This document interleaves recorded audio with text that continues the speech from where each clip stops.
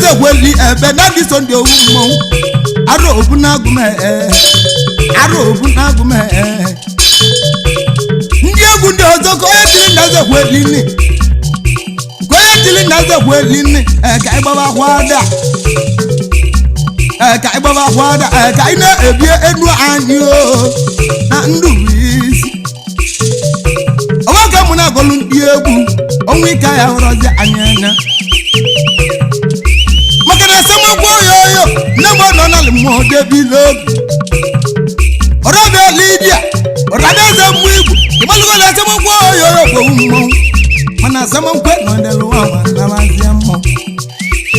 obolo agala go o medite samagwo yoyo mbulo bi gizo ikana no gwa amuna